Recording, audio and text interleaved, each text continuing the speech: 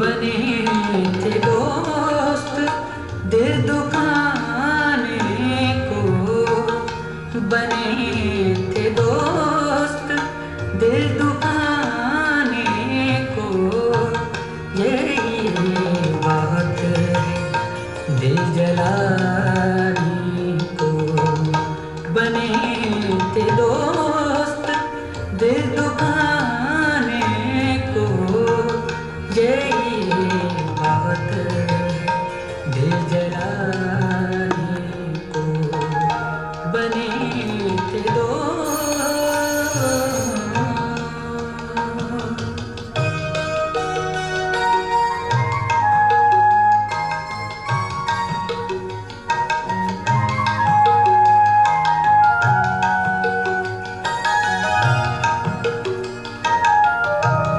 मैं तेरी नफरत लेकर चला हूँ,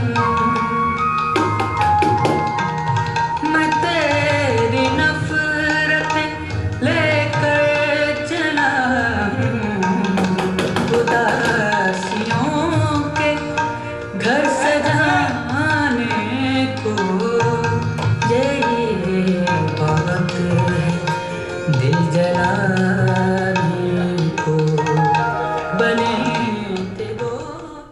अभी घर में छुट्टी नहीं, जब भी देखूं घर से बाहर ही रहती है। क्या है? क्यों बड़बड़ा रहे हो आते आते? अरे तुम घर में ही थी? हाँ, मैं कहाँ जाती हूँ? यही होती हूँ हमेशा। इतनी देर से मैं आवाज लगा रहा था, दरवाजा खोला क्यों नहीं? मुझे सुनाई नहीं दिया। और तुम्हारे पास चाबी थी तो अपनी। तुमसे तो बात ही करना बेकार है। लो पकड़ो इसे और एक गिलास पानी लेकर आओ।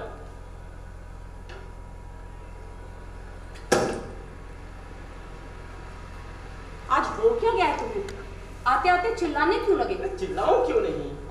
इतनी देर से दरवाजा खटखटा रहा था। वो और अपनी चाबी से दरवाजा खोलकर घर में आओ। इतनी देर से दरवाजा खटखटा रहा था, जब तुम्हारे पास चाबी है तो खोल लेनी चाहिए थी ना। और अपनी चाबी से खोल के अगर घर में अंदर आना भी पड़ा तो कौन सा पहाड़ टूट पड़ा? चाबी होती किस लिए है?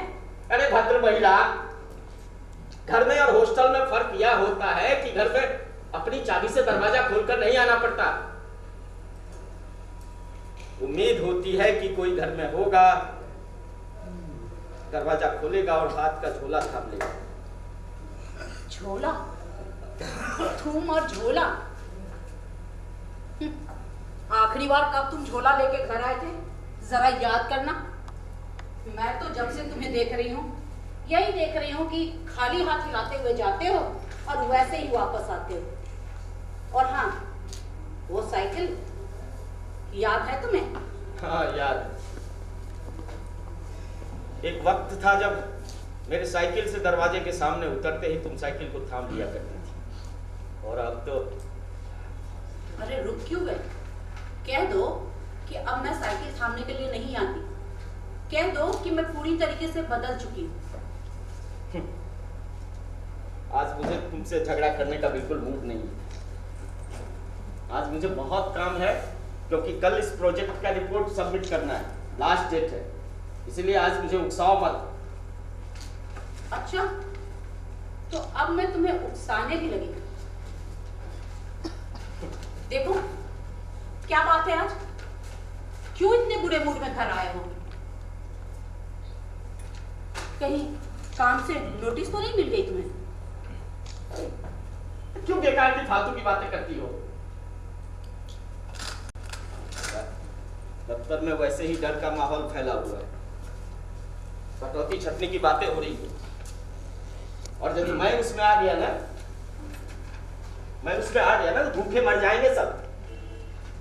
अरे क्यों बात का बतंगर खड़ा कर रहे हो? मैं तो एक बात बोली थी, बोली क्या थी मुंह से निकल पड़ी। उसको तुम क्यों अपने मूड की तरह करते हो? और फिर तुम्हें कलम घिसाई के काम में पैसे ही कितने मिलते हैं? और ये छोटे से शहर में रखा भी क्या है? चलेंगे किसी बड़े शहर में, और कुछ नहीं तो साइकिल मरम्मत की दुकान खोल लेना। क्या कहा? तुम्हारी हॉबी भी तो है। अरे साइकिल मरम्मत की दुकान? तुम्हारा दिमाग तो नहीं फिर गया है? साइकिल मरम्मत की दुकान? कभी तुमने साइकिल चलाई है? कभी तुम्हारे साइकिल के पहिए के ट्यूब में पंचर हुआ है?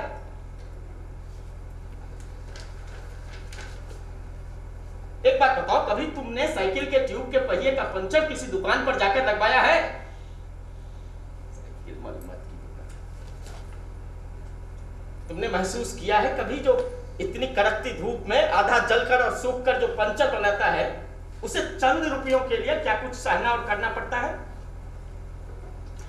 क्या तुमने कभी महसूस किया है कि चंद रुपयों के लिए उस प्राइवेट धंधे वाले व्यापारी के काले खाते में इन 3 सालों में कितना उल्टा सीधा दर्ज किए हो?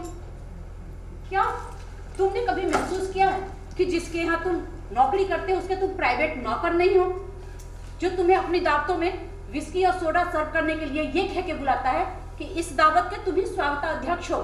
चंदन मेरा मालिक ही नहीं, मेरा दोस्त भी है। अच्छा, चंदन तुम्हारा दोस्त है तो उसे चंदन कह के क्यों नहीं संबोधित करते? क्यों उसे सर सर करते रहते हो? अगर वो तुम्हारा दोस्त है तो जिन दावतों में तुम स्वागताध्यक्ष बनाए जाते हो ना, और ऊपर से विस्की में सोडा मिला के देते हो मेहमानों को, उसमें मुझे क्यों नहीं बुलाता तुम्हारा दोस्त? पहले तो तुम्हें बुलाता था, अब तुमने ही जाने से कई बार। हाँ, मुझे मालूम है वो क्यों बुलाता था मुझे। पहले मुझे इसलिए बुलाता था कि मैं उसके रसोई में जाके नौकरानियों का हाथ बटाऊं, उसके दावती खानों को बनाने में ना उसकी मदद करूं। अरे भद्र महिला, इस देश में औरतें जब दावते में जाती है ना तो वो हाथ बटाती ही है। तुम कोई विदेश की नहीं हो। देखो, हाथ बटाना एक बात होता है और हाथ बटाने के बहाने ना आज्ञा करना कि इसको ऐसे करो, इसको ऐसे करो, अरे मिर्च क्यों ज्यादा हो गया, अरे नमक क्यों ज्यादा हो गया, ये ना दूसरी बात है। ये तुम सह सकते हो, मैं नहीं। इसीलिए मैंने उसके यहाँ जाके ना कुछ ना करने से इनकार कर दिया। नतीजा क्या हुआ? उस बदमाश ने मुझे बुलाना ही छोड़ दिया। जानते हो इस देश की सबसे बड़ी समस्या क्या है? यहाँ लोग मुफ्त का काम करवाने वाले ढूंढते हैं, हमेशा इसी ताक में रहते हैं कि कैसे, कितना और कैसे अपना काम निकलवा सके मुफ्त का, कैसे बिना ढेला खर्चा किए ना अपना उल्लू सीधा कर सके। तुम्हारा वो रिश्तेदार जो इंग्लैंड में रहता है ना, उसी की बातें सुनकर के तुम इस तरह की बातें कर रहे हो। अरे कभी कभी मुझे तो लगता है कि जैसे तुम इस देश की हो ही नहीं। क्या कहा? मैं इस देश की नहीं हूं। मैं श्रीमान 2 साल पहले तक ना रूस, अमेरिका और इंग्लैंड की बातें तुम किया करते थे, मैं नहीं। मुट्ठी बांध के, हाथ उठा के, साथियों, शोषण करने वालों के खिलाफ वही करना चाहिए जो लेनिन ने जारों के साथ किया।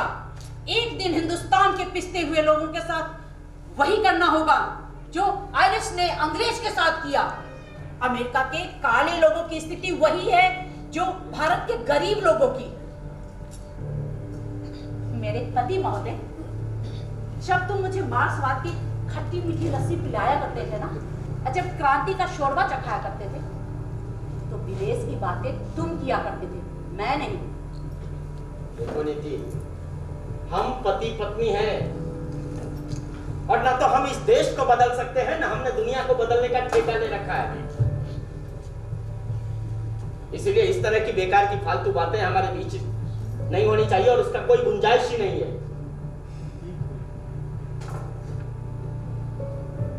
हमारा एक दुनिया है जो बची रहनी चाहिए, वह टूटे नहीं। हमारे लिए सबसे ज्यादा जरूरी यही है, ना कि ये बेकार की अमेरिकी और अंग्रेजी बातें। और हाँ, एक बात ध्यान देकर सुन लो कि इस तरह की बातें आज के बाद हमारे बीच नहीं होनी चाहिए, बिल्कुल भी नहीं।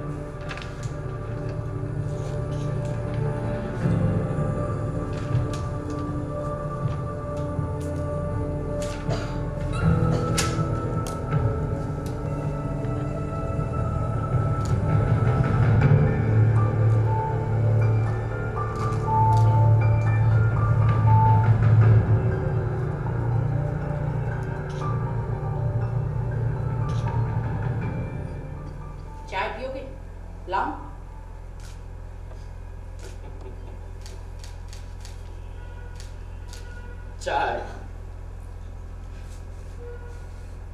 गरम गरम चाय और साथ में एक दो बिस्किट। और उसमें पत्नी के हाथ के यदि गर्मा गर्म पकौड़े हो तो आह आह आह आह, क्या मजा है।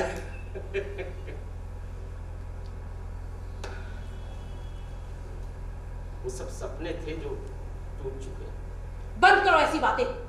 ये सारा नाटक तुम्हारे इस डूबते हुए इंसान की आखिरी शिकायत वाले लहजे से ना मैं परेशान हो चुकी हूँ, तंग आ चुकी हूँ, मेरा जी भर चुका है। सपने मुझे पूरे दो मत। सपने मैं भी लेके आई थी, एक एक करके तुमने तोड़ दिए। क्या कहा? तुम्हारे सपने मैंने तोड़े हैं? हाँ हाँ तुमने तोड़े हैं। मैंने तोड़े हैं? हाँ तुमने तोड़े हैं। मैंने ऐसा क्या किया है जो तुम्हारे सपने टूटे हैं? सपने उससे नहीं टूटे जो तुमने किया है, सपने उससे टूटे हैं जो तुमने नहीं किया है। ऐंठ पे जिंदा रहने से सपने बचे नहीं रहते। मैं जब आई थी तो कितनी भावुक थी। तुम भावुक थी?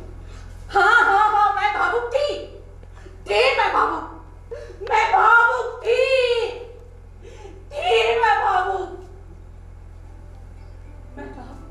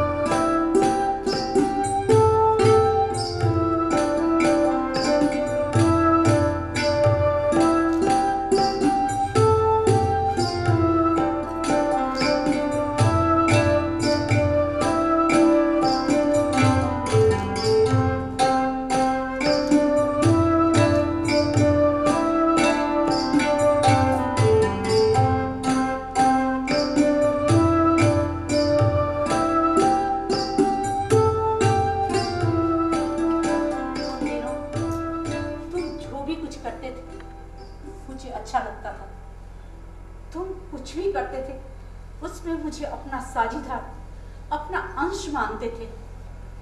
हाँ ऐसा मैं करता था क्योंकि यह मेरी सहज प्रवृत्ति थी,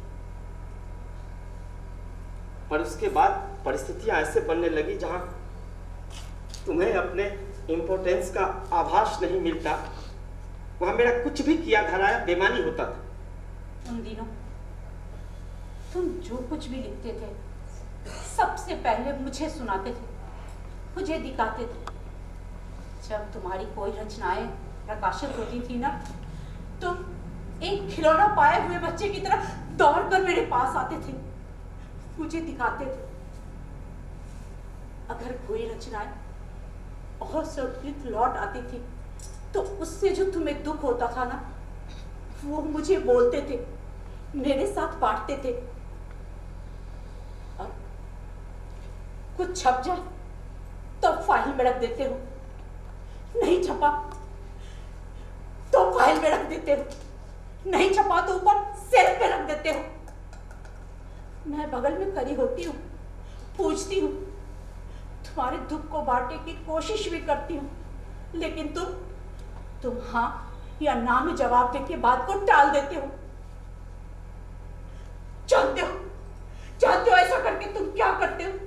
मुझे भीतर ही भीतर तोड़ देते हो। हर वक्त मुझे महसूस होता है कि तुम मुझसे किसी बात का बदला ले रहे हो। मैं तुमसे किसी बात का बदला नहीं ले रहा।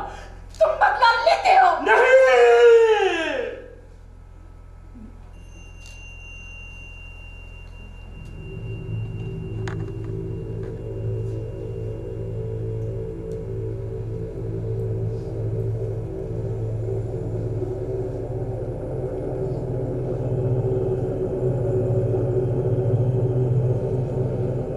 मैं तुमसे किसी बात का बदला नहीं ले रहा।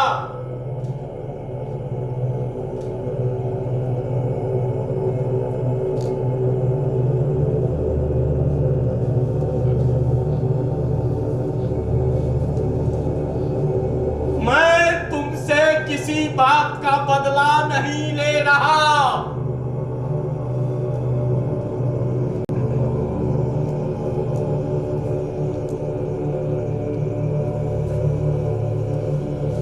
मैं जीवन के उस बिंदु पर पहुंच गया हूं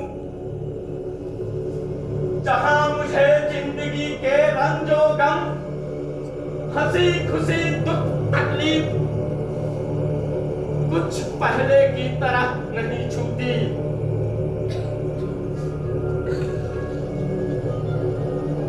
मेरी कोई रचना छप जाती है तो छप जाती है।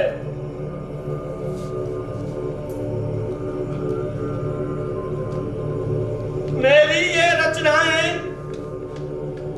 छप जाती है तो छप जाती है। अब इसमें मुझे कोई भी नोवेल्टी और कोई भी नवीनता नजर नहीं आती।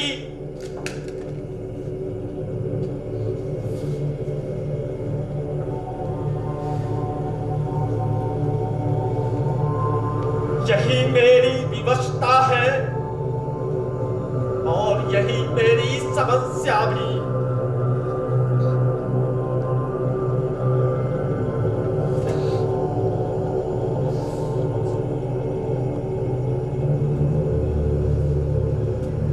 जिसे मैं अंदर ही अंदर सुलझाने की कोशिश कर रहा हूं।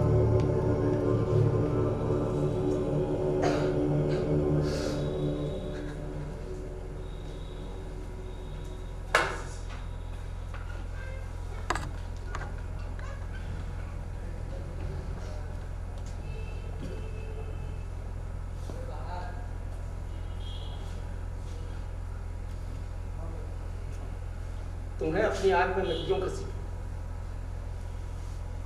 ये तुमने बड़ी ही अच्छी बात की, जो नोवेल्टी की बात छेड़ दी। यही तो सबसे बड़ी समस्या। ये तुम्हारे लिए ही नहीं, हम दोनों के संबंधों के लिए भी। तुम कहना क्या चाहती हो? तुम अच्छे से जानते हो कि मैं क्या कहना चाहती हूँ। तुम मुझ पर गहराई से वार कर रही हो। मैं प्यार के कितने सारे सपने लेकर आई थी। नीति, तुम्हारे प्यार के सपने मैंने कभी जानबूझकर नहीं तोड़े। यदि कुछ टूटे हैं तो वो विवशता में टूटे। तुम कोई बूढ़े आदमी तो नहीं? नहीं, मैं बूढ़ा आदमी नहीं, ना तो शरीर से ना मन से। लेकिन कुछ परिस्थिति ऐसी आ जाती है जहां मैं दोनों तरफ से बूढ़ा महसूस करने लगता हूं, और उस समय तुम मुझे कभी कोई सहारा नहीं देती। हरदम यही लगता है कि जैसे जैसे तुम मुझे दोषी करार करने पर तुली हुई हो। तुम गलत कह रहे हो। मैं तुम्हें दोषी कभी करार नहीं करती। गलत तुम कह रही हो, और ये सरासर झूठ है। तुम हमेशा मुझे दोषी करार करने में विश्वास रखती हो।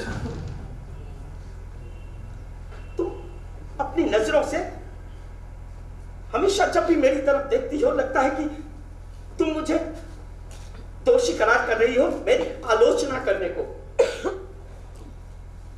और मुझे ऐसा लगता है कि मैं कुछ गलत करने जा रहा हूं या मैं कुछ गलत कर रहा हूं। ये मेरी गलती नहीं, ये तुम्हारी कमजोरी का परिचायक है। सपने टूटे। तुमने कहा था ना कि तुम्हारे सपने टूटे हैं, उससे जो मैंने नहीं किया है।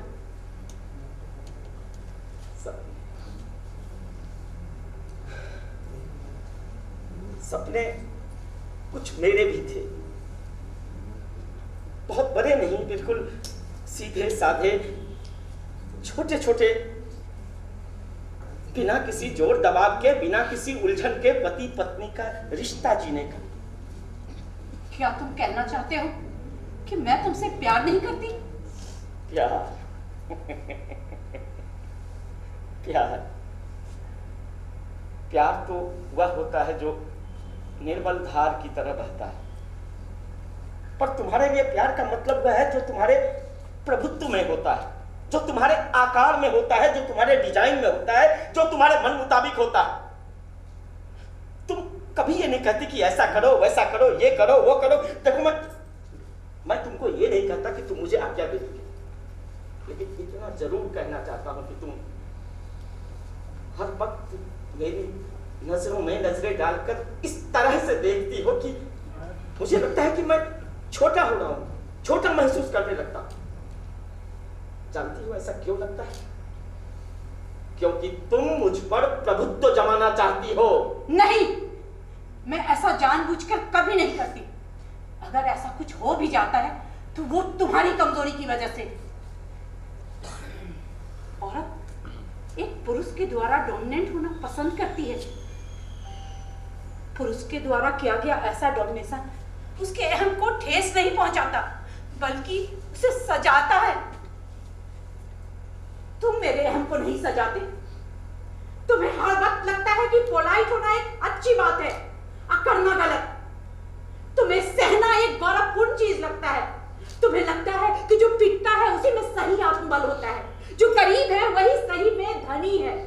लेकिन मेरे लिए ये सब दकियानुसी बातें हैं। मैं तुम पर कभी प्रभुत्व नहीं जमाना चाहता, कभी नहीं। मैं तो सहज प्रेम में विश्वास करता हूं। जो चीज मुझे छूती है, जो चीज मुझे दिल को लगती है, वो तुमसे कहता हूं, तुम्हारे सामने प्रकट करता हूं। हाँ, कहते हो, लेकिन रोब से नहीं कहते। रोब झूठ के सहारे डाला जाता है।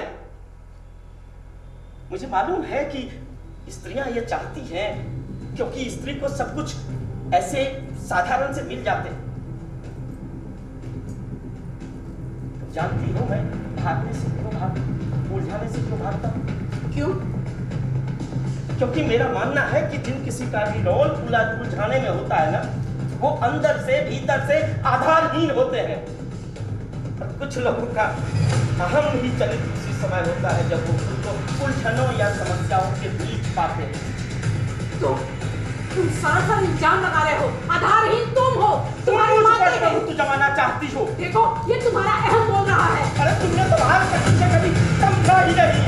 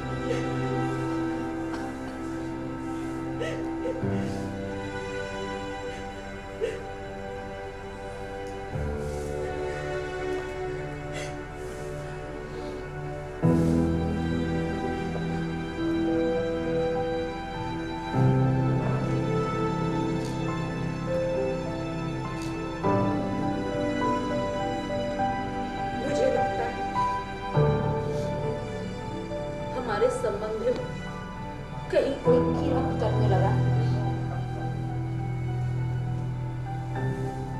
मुझे भी लगता है।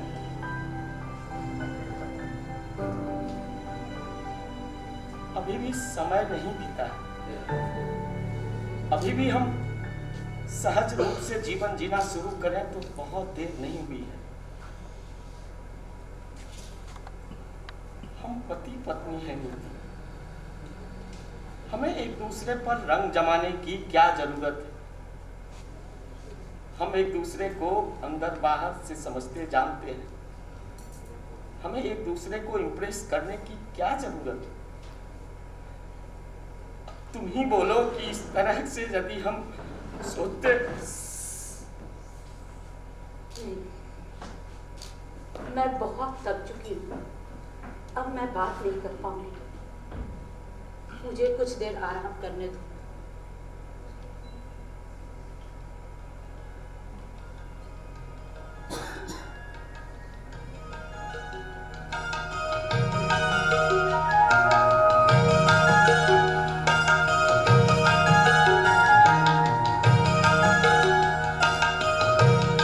बने थे दोस्त दिल दुखाने को, बने थे दोस्त दिल दुखाने को, यही बात है दिल जलाने को।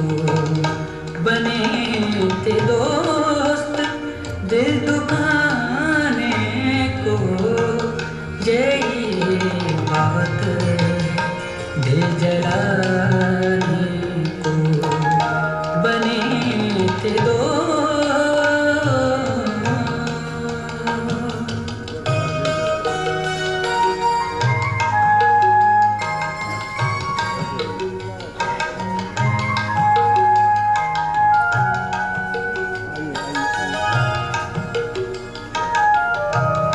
मैं तेरी नफरतें लेकर चला हूँ, मैं तेरी नफरतें लेकर चला हूँ। उदासियों के घर सजाने को, यही बात है दिल जलाने को। बने थे दोस्त।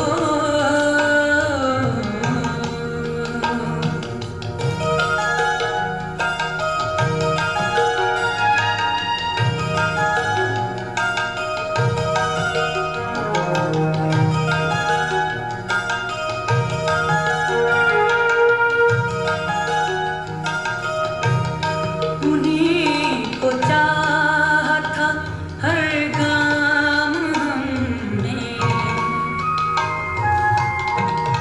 उन्हीं को चाहा था हर गाम हमने। बिछड़ गए जो याद आने को, यही बात है दिल जलाने को। बने थे दोस्त।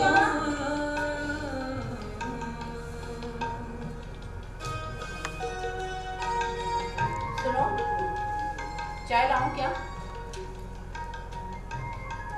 मैंने पूछा चाय पियोगे? नहीं, अली क्यों आज रह गया फिर? अली क्यों आज रह गया फिर? यही कलाम एक सुनाने को, यही बात है दिल जलाने को। बने थे दोस्त दिल दुखाने को, यही बात है क्या? दिल जलाने को। बने थे दोस्त। हाँ, अभी ला।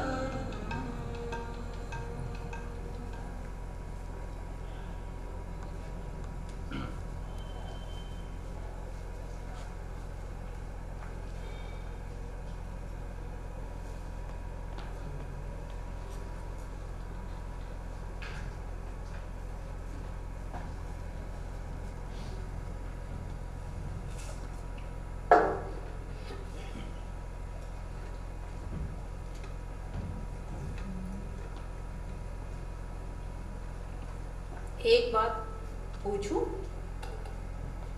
सच सच जवाब दोगे?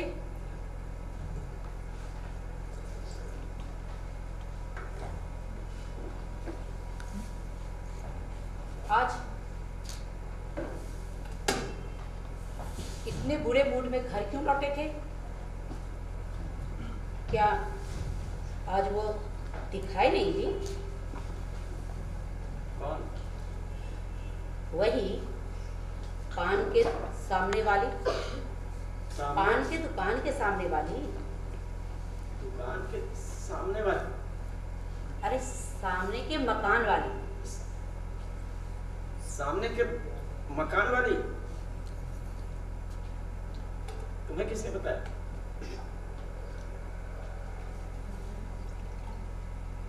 वो मैं नहीं बताऊंगी।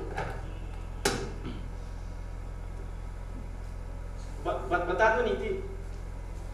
जिसको देखने के लिए तुम दफ्तर से लौटते समय ठीक 6 बजे पान की दुकान पे इंतजार करते हो।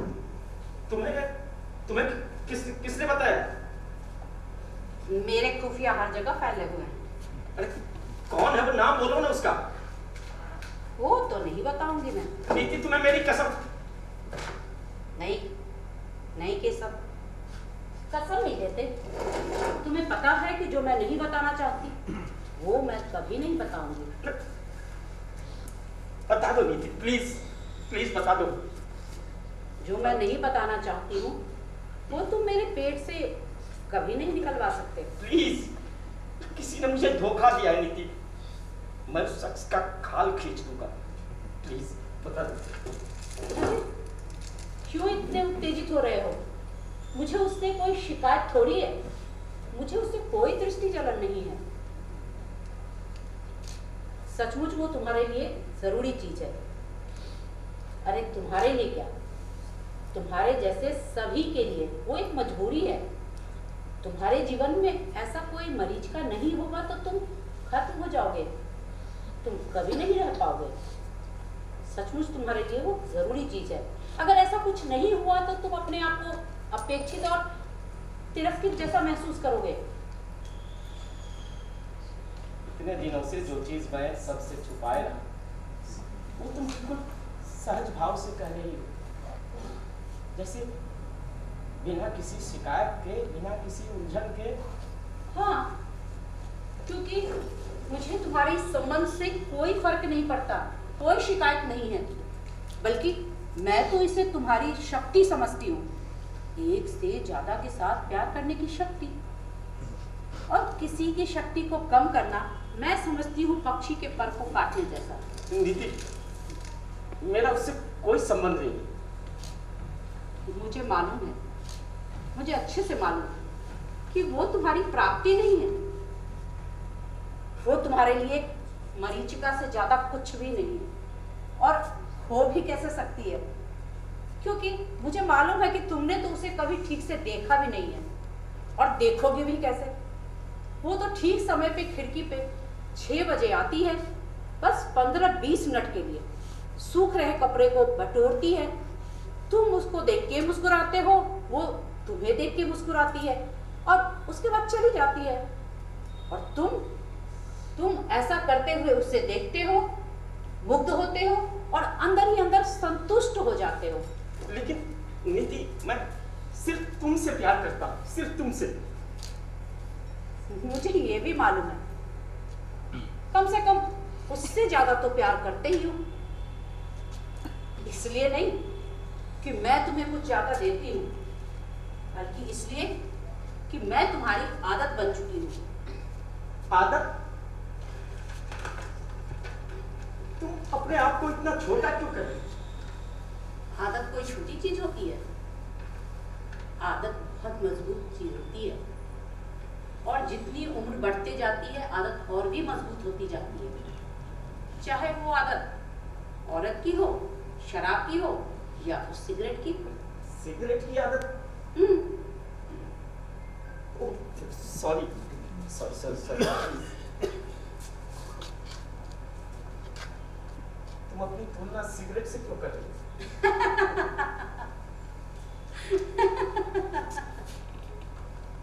क्यों इतनी गंभीर बात कहकर इस तरह से हल्का कर देती हो? सिगरेट की आदत कोई कम मजबूत आदत होती है? सिगरेट से तो कैंसर होता है ना। ओह, तो क्या औरत से नहीं होता? औरत क्या कम बड़ी कैंसर होती है? तो मुझे कुछ कहना चाहिए, तो शब्दों का सहारा न लेकर तुम सिंबल्स और प्रतीकों में कहना चाहिए। तुम जो नहीं कह रही हो ना, उसे मैं सुन रहा हूं। तो तुम क्या कर सकते हो? इसके लिए पान की दुकान पे जाना तो नहीं छोड़ सकते ना? कहो तो मैं छोड़ दूंगा। लेकिन मैं ऐसा क्यों कहूंगी? मुझे सचमुच उससे कोई शिकायत नहीं है।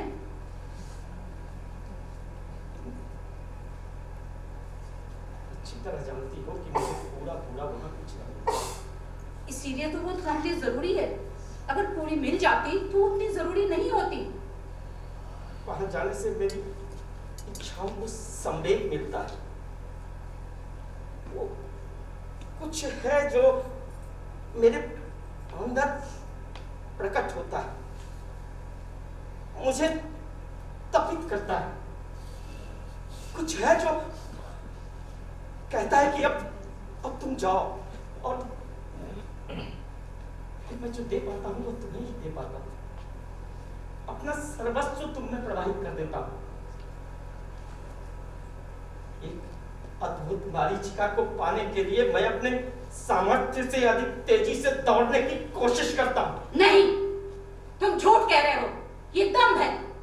तुम मुझे कभी कुछ नहीं देते। तुम्हारे साथ मैं नहीं होती, तुम्हारे दिमाग में मैं नहीं होती। मैं तो सिर्फ एक माध्यम बन के रह जाती हूँ। तो कौन होता है? वही। क्या? हाँ, वही। औरत महसूस कर सकती है कि पुरुष उस वक्त उसके साथ है या और किसी के साथ। उसके दिमाग में वो है या और कोई। यानी तुम कहना चाह रही हो कि हम किसी और की कल्पना में किसी और के साथ? हाँ, हो सकता है, होता है, क्यों नहीं?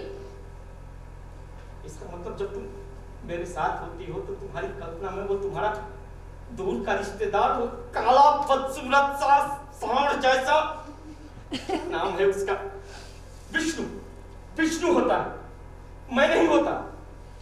अरे बोलो, जवाब तो नहीं दी।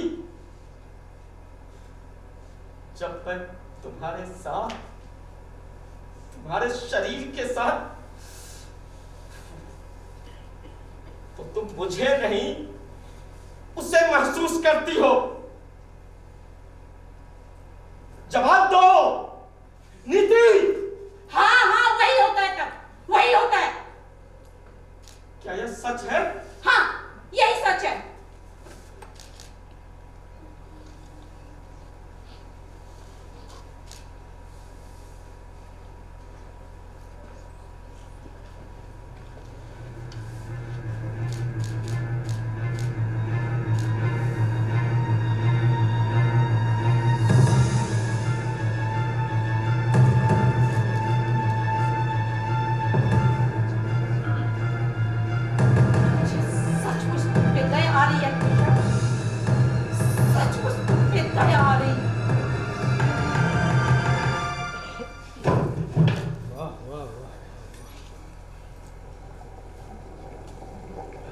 नीति, अरे सुनो नीति, प्लीज।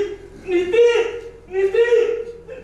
प्लीज। लेकर चले थे वचन कभी 7 जन्मों तक साथ के, आज 7 पल भी मुश्किल से निभाए जा रहे हैं।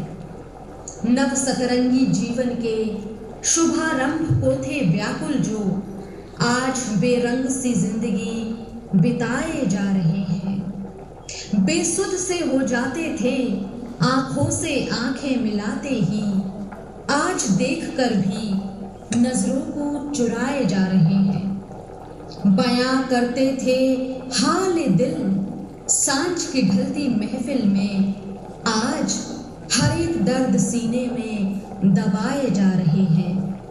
अनजान है इससे रिश्ता बचा भी है क्या निभाने को, या बस निभाए हुए रिश्ते को ही बचाए जा रहे हैं। बचाए जा रहे हैं।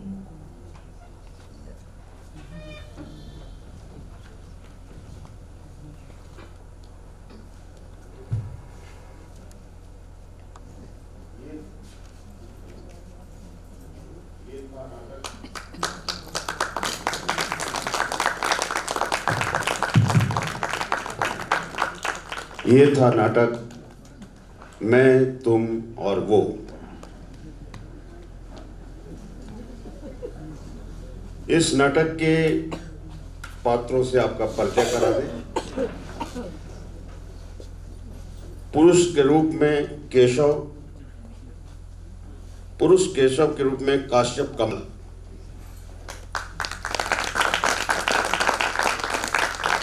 स्त्री नीति के रूप में कल्पना मिश्र, संगीत संचालन किया निकिता रावत ने और संगीत परिकल्पना व निर्देशन प्रियंका शर्मा का। हम अपने मुख्य अतिथि महोदय माननीय न्यायमूर्ति सुधीर नारायण से अनुरोध करते हैं कि वे कृपया मंच पर आएं और आज के इन कलाकारों को प्रमाण पत्र तथा निर्देशक को वे स्मृति चिन्ह प्रदान कर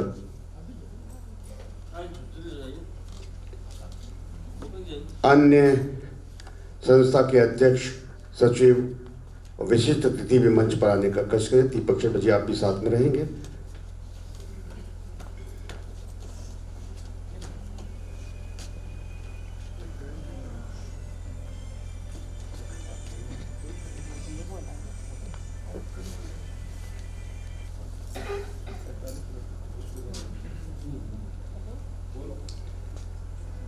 निर्देशक हैं प्रियंका शर्मा,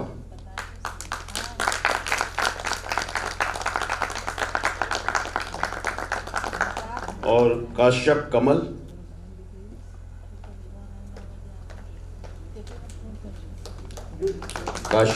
जिन्होंने पुरुष केशव की भूमिका निभाई, और कल्पना मिश्र जिन्होंने स्त्री नीति की भूमिका निभाई,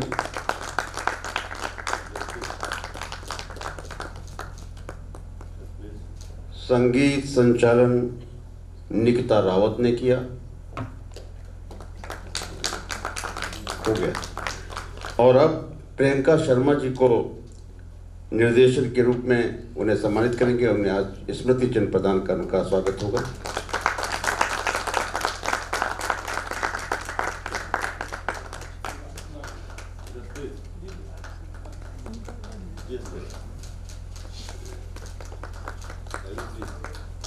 यह नाटक सत्येंद्र श्रीवास्तव की मूल कहानी पर आधारित था, जिसका आलेख और निर्देशन प्रियंका शर्मा ने किया और प्रस्तुति थी अछंजल दिल्ली की। कल इसी मंच के माध्यम से इससे कि वे आशीर्वाद के दो वचन हम सबके होते हैं।